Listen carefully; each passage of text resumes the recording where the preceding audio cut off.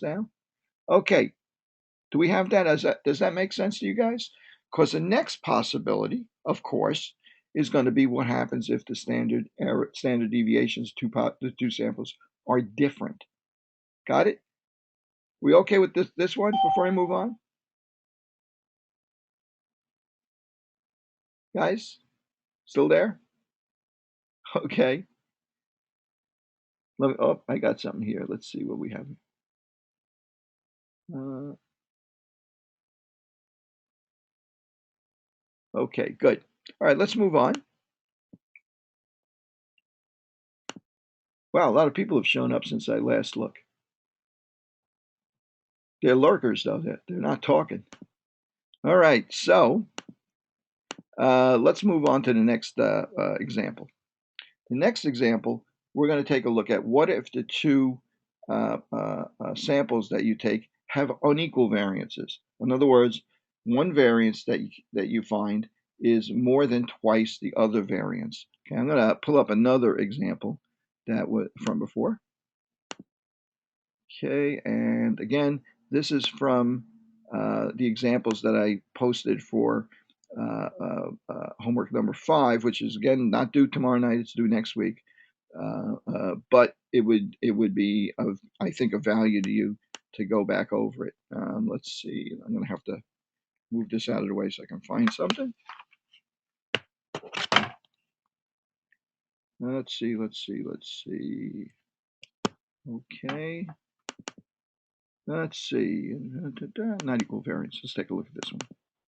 Okay, so now, again, we're going to do the same thing. We have a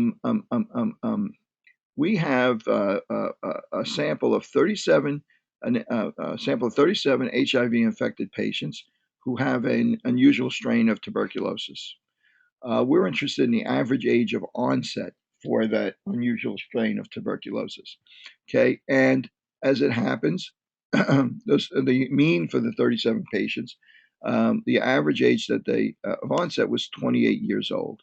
Okay, standard deviation for that sample is 6 years.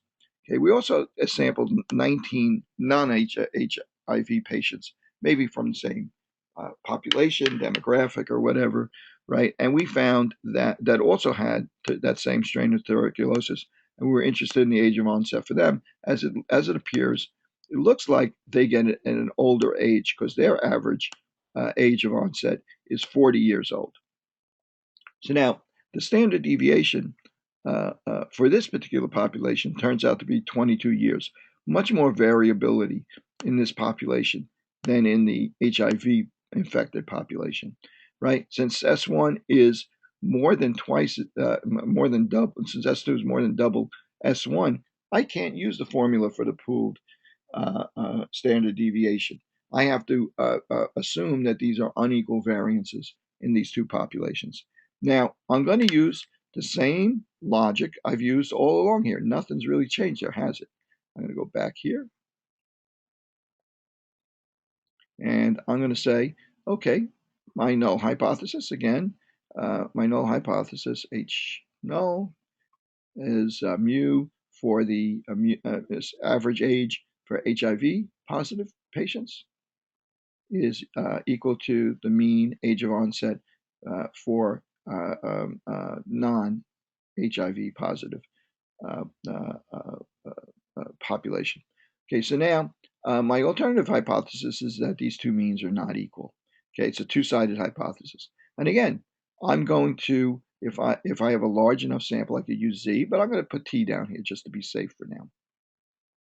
My T value, my number standard errors apart that these two values are equal to, going to be equal to the mean for the HIV positives minus the mean for the HIV negatives. You can do this in either order over my standard error, my variability between these two. Okay, so now what is my standard error going to be equal to? Well, again, we have two populations, and it turns out that they are not the same size. Well, in that case, our standard deviation, or standard error rather, let's see, what is it equal to? It's equal to the square root of sample 1 over n1 squared. Standard error is equal to the square root of sample 1 squared over n1 plus sample 2, standard deviation of sample 2 squared over n2. Okay, that's what my standard error is going to be equal to. This is actually looks to be a simpler calculation than we had for the paired sample, right? So let's do this calculation. Is equal to standard deviation for one was 6 and the other was 22. And the sample sizes were 37 and 19. So it's the square root of sample 1, which was, sample 1 was 6. Squared is 36 over sample size 1 is 37, plus sample 2 was 22 over squared, 22 squared. Let's get that one. We're at it. 22 times 22 is equal to 484. 484 over sample size is 19. Okay, so let's resolve that. Standard error is equal to the square root. Let's say it's going to be the square root. I'm going to call this about 1, and this is about 20. This looks like about 20 into that is 20. What is that? 22, 24. It's about 24, right? So that's going to be equal to about square root of 25, which is going to be equal to about 5. Now, of course, on a test, if you're going to actually calculate this, you won't depend on, kind of rounding it off like that. Okay, so my standard error is equal to approximately 5, right? So now I can go back here, and I can say my t value is equal to x bar 1 minus x bar 2, or positive minus negative, which was, let's see, what was it again? It was 28 and 40, so that's 12, divided by my standard error, which is 5. Okay, and that's equal to 2.4. Okay, my t-score is equal to 2.4. Well, in order to determine whether that's a large enough t-value to reject the null hypothesis, I have to know what degrees of freedom I have. I already know based on just knowing that, we had 37 people in one group and 19 people in the other group, that I'm going to wind up rejecting the null hypothesis. But I need to calculate what my degrees of freedom. Well, normally it'd be pretty simple, right? We just add up n1 and n2 and to subtract 2 if we knew that there were equal variances. In this case, the calculation for degrees of freedom is quite complex. Here's a calculation for degrees of freedom. It's very complicated. It's unlikely on an exam that you would be asked to do this calculation. So instead, what I might suggest that you do is take an extremely conservative approach. If you had to do it on an exam and you didn't have the time to actually do this calculus, it's not that bad a calculation, right? But it's tedious, right? It's possible to do it. But assuming that you didn't have time to do it, what I would try as a possible alternative to actually solving that is just assume that the degrees of freedom are equal to the smaller n smaller minus 1. In other words, our smaller sample size was 19, I believe. Sample size 19 minus 1, so our degrees of freedom 18. So then I would go to my t-table, which I think is back here. That's my z-table, my t-table, okay? And I would say, what would I say, 18? Okay, 18, so I would have to exceed a t-score of 2.1. I got a t-score of 2.4, so I indeed exceeded, so I can reject my null hypothesis and accept my alternative hypothesis. Okay, same deal. We're doing the same thing over and over again. You guys comfortable with that so far? Maybe one of you lurkers back there could just, type in there so I know you're there. Okay, good. All right, thank you very much, guys. All right. Okay, I like that term lurker, It's okay. You don't have to, you don't have to. I just need every once in a while, I need to get some feedback that I know you can hear me, because trust me, occasionally, there's been software or connection issues and stuff like that. And I find that I've been talking to myself for a while. Okay, so now let's take a look at what another possibility might be. Let's see. Da, da, da. Now, beyond this, I want to I want to end with, calculations of sample size, beta error, and power, type 2 error and power. Okay, so, but before we do that, I just want to bring up one other thing, and that is, let's see, let me get a fresh sheet over here. Oops, I'm going to have to make a new page. Oops. Oh, not cooperating. Hang on a second here. I think it's there. It's probably behind here. It's at the end. There we go. Okay. So I got a fresh page. The other possibility that we have here is that we're dealing with a proportion. Okay. And when we're dealing with a proportion, things get a little stickier. Let me see if I have a problem that covers that. Unequal samples. Maybe we have a problem with proportions here. Let's see. Paired samples, sample size.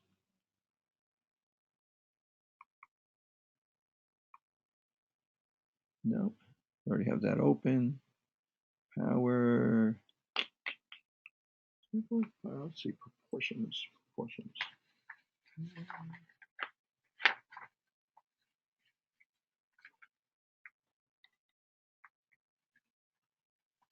Okay. Oh, okay. So proportions. Let me get the stuff back here. Another issue that we might be dealing with is, instead, in a problem, I'm just going to cover this very briefly. Instead of a problem giving you a sample mean, you might be confronted with a situation where you have a proportion. Okay, and that proportion, okay, might be, we brought it up in confidence intervals before. For instance, we might be looking at, like an election issue that we've spoken about in class. You take a sample of 100 voters, and you find that 46 of those 100 voters are going to vote Democratic, and the remainder are going to vote Republican. Okay, so now the proportion of the voters that are voting, let's say, I'm going to change that. Say 30 of them are going to vote Republican, and 76, 24 are undecided. Okay, so now, in order for the Democrats to win this election outright, avoid a runoff, they need 50% of the vote. Okay, so our sample poll suggested that they had 46% of the vote. So we want to know, can we say with 95, can we say with alpha equals 0.05, with 5% chance of being, with only 5% chance of being wrong, can we say with 95% certainty, again, 5% chance of being wrong, that there will be a runoff election, that the Democrats will not win outright? Okay, well, our proportion for our sample for Democratic votes is 0.46, right? The population proportion that they would need to avoid a runoff is 0.5, right? So we might want to prove, we might want to determine what's the probability that there will be a runoff. Let's say we're printing ballots, and we want to know what's the probability that there's going to be a runoff here. Okay, well, it's a pretty big sample size, more than 5 on either side. So my prediction, my null hypothesis, says that that there is let's see, I want to say the same. My null hypothesis is that there's not going to be a runoff. That P cap is P for Democrats is equal to 0.5 P population that we would need to avoid a runoff, or 0.5. Kind of a confusing example. I'm sorry I got started in this direction, but P Democrats equals 0.5. My alternative hypothesis equals that P Democrats does not equal 0.5, or in fact is less than 0.5. Okay, so I'm going to calculate a t-score for this, since I'm interested in whether or not it's less than a 5% chance of being wrong if I reject the null hypothesis. So my t-score is going to be the difference between the two proportions, or 0.46 minus 0.50. Well, now I have to determine a standard error. Well, how do I determine my standard error? Well, my population proportion, I'm presuming, is 0.50. Okay, so my standard error is going to be equal to, and remember how we calculated this, was P times 1 minus P over the sample size. Okay, so now you could argue maybe that that I could use 0.46 in here. In fact, maybe I will do that. Let's say that I don't know that population proportion exactly, and let's say that I do use 0.4. You could use either one of them. 0.50 is a more conservative proportion to use. Okay, so I'm going to use 0.5. So it's going to be a little easier for me to calculate. 0.5 times 0.5 over the sample size of 100 is equal to 0.25, right? Over 100 is going to be 0.0025, which I guess is going to be 0.05 again, is it? 0.0, I think it's 0.05. Let's just use a calculator. 0.0025 square root, indeed, it's 0.05. So my standard error is 0.05. So 0.46 minus 0.50 over my standard error, which is 0.05. Our t-score comes out to be 0.04 over 0.05, comes out to be about 1. So now I don't even have to go to my t-table to determine that I don't exceed my critical value for t. So I fail to reject my null hypothesis. I didn't pick out a great example, and you're also going to have possibilities where you have two different populations with two different proportions. I don't know that we did any examples of those. I don't recall, so I'm not going to go off on a tangent on that right now. But just keep in mind that you could wind up with a word problem that involves a sample proportion and comparing that to some population proportion. I think that's probably, if it's going to be a proportion problem, that's most likely the form that it's going to take. Okay, so now I want to move on to, I got one more thing I wanted to mention, and that is, let me see if I got an example of that.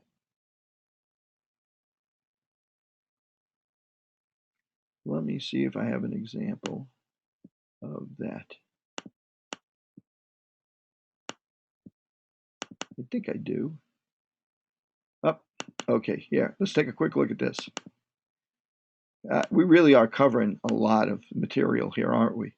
Okay, so now let's take a quick look at this. Here's another possible situation that you might have, which is kind of a proportion. Okay, let's say that we have a random sample.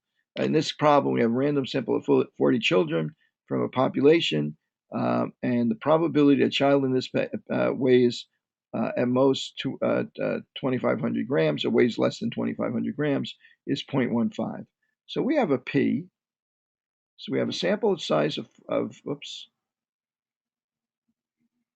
Okay, this I'm going to get into what I'm doing here once I get established what the data is.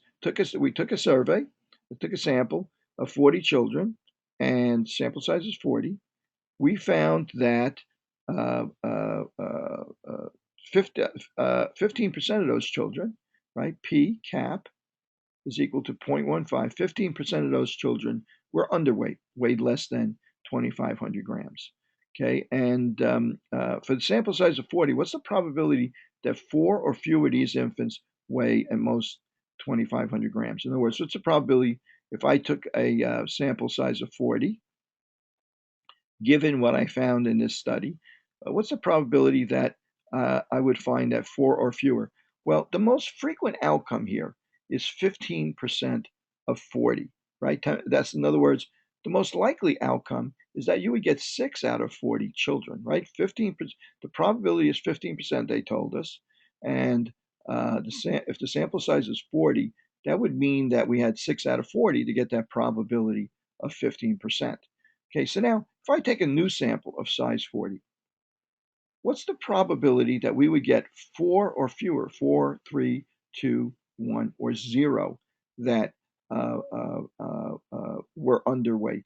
Well, it's less likely than getting 6, because we know 6 is the most likely outcome here, right? So in order to actually calculate what that probability is, we have to, this is a binomial distribution, two possible outcomes. And they're not asking us um, uh, uh, uh, they're not asking us quite the same questions that they're asking us for proportions. What's the probability of the proportion of the population being less than this or more than this? They're asking what's the likelihood that we get a specific number of successes out of a sample size of 40, specifically 4 or fewer out of a sample size of 40. Well, there's a formula that we use to calculate binomial probability, and you recognize it. It's right there. That's really, you recall that we described it as n, a combinatorial x, right? So, and it broke down into this formula.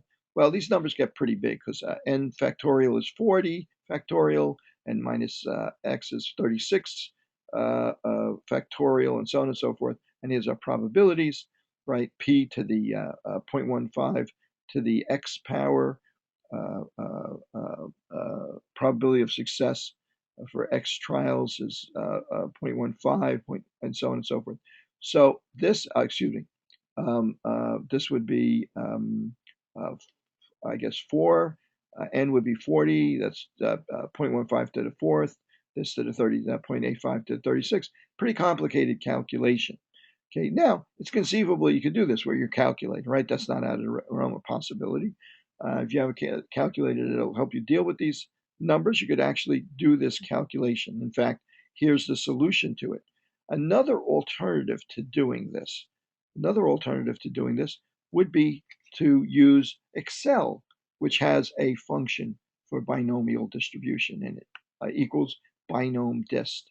Okay, so when you read the problem, determine whether you are expected to use the exact binomial probability, whether it's acceptable to use Excel, or whether you can use another shortcut. And that other shortcut assumes that these binomial possibilities come out. By the way, I just wanted to bring up that, let's see if they used it here. This normal approximation, this, excuse me, binomial distributions frequently display something that looks kind of like a normal distribution, very similar to a normal distribution. For instance, if I were to flip coins and I flipped 100 coins, how many heads and how many tails would I get? Well, the most frequent outcome that I would get would be 50 heads and 50 tails. Well, how often would you get uh, uh, uh, only 40 heads out of those 100 flips? Well, we see that we would get much fewer outcomes like that, right? So we can kind of see that 50% of the time we get fewer than 50 heads, 50% of the time we get more than 50 heads. So we can approximate this this normal probability, the probability of this binomial probability, we can approximate it using a normal distribution. That's only approximation. So how do we decide exactly how to use this? Well, our mean for the probability, right, is going to be, what's it going to be? Well, it's going to be, in this case, our mean for this probability is going to be 0.15, right? So now we need a standard deviation or a standard error that would help us predict what the other outcomes could be. right? So we need a way to calculate what this standard deviation is going to be, right? So our standard deviation is going to be equal to the square root, or our standard error is going to be equal to the square root of the sample size times the probability of our success times 1 minus the probability of success. A lot of times you'll just see this written as Q, but it's the same thing as 1 minus P. So our standard error here for this approximation is going to be, let's see, it's going to be square root of, sample size was 40, p-value was 0.15, and Q, or 1 minus P, is 0.85. So I'm going to get my calculator out. Okay, clear, 0.15 times 0.85 times 40 equals 5.1. Square root of that is 2.25, 2.6. So my standard error, oops, I did something wrong there, didn't I? N times P times Q. What did I do wrong there? What did I do wrong there? No, I'm okay. I'm okay. Let's see. What did I do wrong there? Oh, I'm sorry. I'm looking at the mean is 6. The mean number of positive outcomes is 6. So my standard error is equal to 2.6. Okay, in other words, this is a distribution of how many positives we would get out of 40. So my most frequent outcome would be 6, and we'd have fewer that came out 5, and fewer that came out 7, and fewer that came out 5, 4, and 3, and 2, and 1. Okay, I automatically knew there was a problem there with the mean that I put in there, didn't I? Right, because I came out with a standard error of 2.6. It's not a proportion, right? So, okay, my standard error is 2.6. So now, what's the probability that I would get a value of 4 or smaller? So here's 4. What's the probability that I would get a value below 4?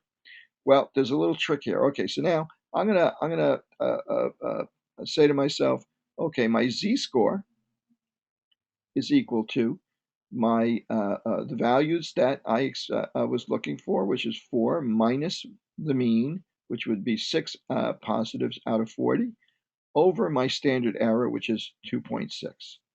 Okay, there's a little bit of a, what shall I call it? A red herring here. And that is that 6 really is any value kind of between 5.5 and 6.5. So we have to make a correction for the fact that we're not looking at a normal distribution in the sense that it's continuous. We're looking at something that really is kind of like almost like a histogram where you have a set value 6, which is really covering a range of possible outcomes. Okay, so 6, if I say 4 minus 6, I also have to add on 0.05 as a what's called a continuity correction. Okay, so uh, um, um, um, um, finally, our z-score comes out to be, let's see, 0.05. Let's see, 1.5 over 2.6, which is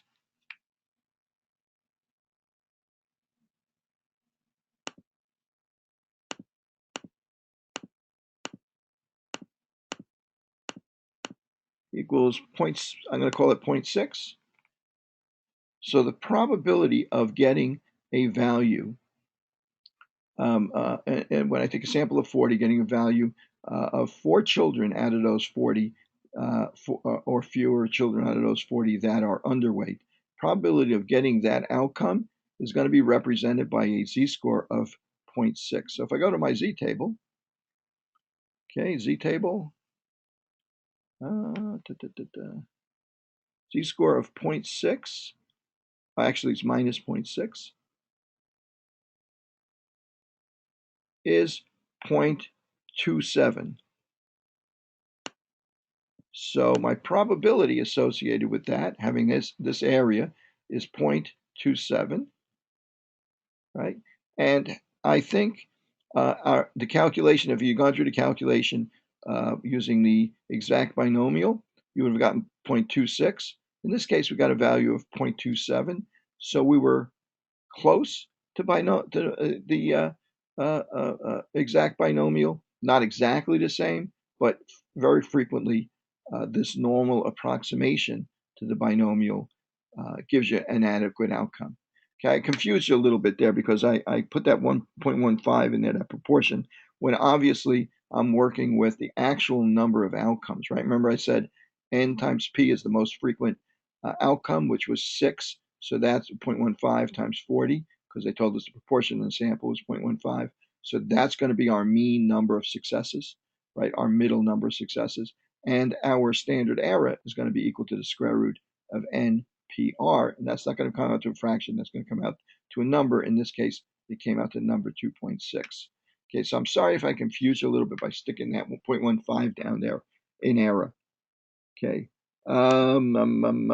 Yeah, you only use you only use that continuity factor when you're dealing with the binomial, the normal approximation to the binomial distribution, right? We didn't use that continuity correction when we did any of the other previous problems.